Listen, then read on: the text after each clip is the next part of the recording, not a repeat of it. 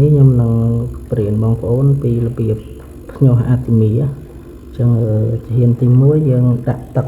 កធម្មតារបស់យើងហ្នឹងចំនួន1លីត្រមកហើយបន្ទាប់មកយើងដាក់អំបិលក្រួសក៏បានអំបិលម៉ាត់ក៏បានដែរឲ្យតែអត់ជាតិអ៊ីយ៉ូតអញ្ចឹងណាអញ្ចឹងយើងដាក់ចំនួនមួយស្ភាបាយមកដាក់ចូលទៅក្នុងទឹកហ្នឹងហើយបន្ទាប់មកយើងត្រូវ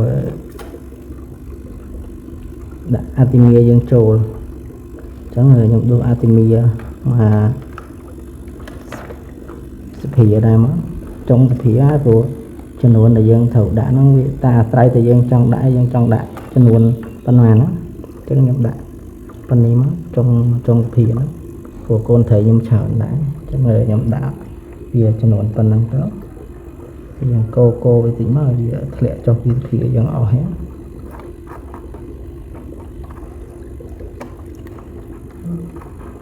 ចឹងតែប៉ុណ្្នឹងមកយើងជាប់អុកស៊ីហ្សែនចូលនេះក្បាលអុកស៊ីហ្សែនជាប់ក្បាលអុកស៊ីហ្សែនចូល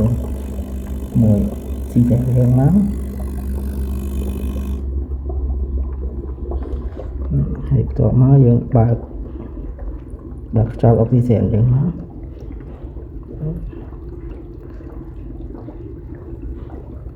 ខ្យល់អុកស៊ីហ្សែនយើងប៉ុណ្ណឹងជាការស្រេចហើយយើងរងចាំរយៈពេលតែ24ម៉ោងអាទីមីយើងនឹងញាស់ហើយ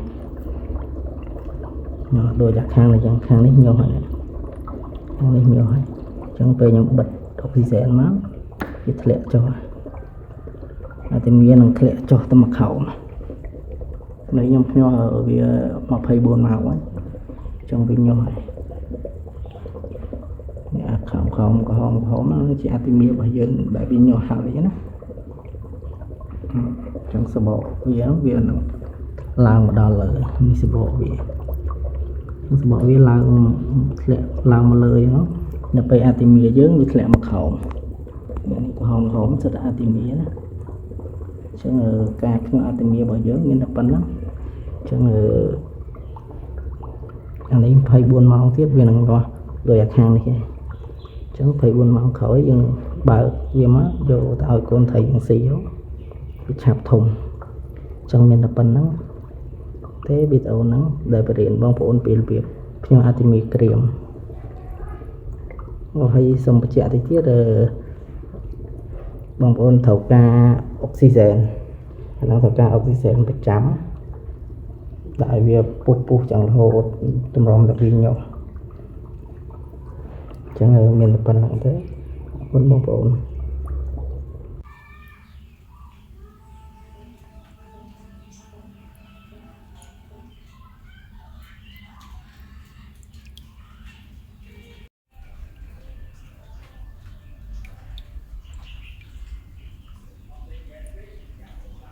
ចឹងនៅពេលដែលយើងដាក់ឲ្យត្រីសៀតអស់យើងអាចចាក់វាចូលមកក្នុងកន្លែងភ្ញាស់វិញមកចឹងវាអត់ងាប់ទេចៃហ្នឹងអាទីមីហ្នឹងវាអត់ងាប់ទេយើងអាចនៅឲ្យវាស៊ីបានបន្តទៀតនៅពេលក្រោយហ្នឹងចឹងចៃអាទីមីហ្នឹងវានៅតែរស់ដដែលព្រោះយើងនៅអុកស៊ីហ្សែនចឹងពេលក្រោយយើងអាចឲ្យវាស៊ីបានម្ដងទៀតតើអស់ចៃហ្នឹង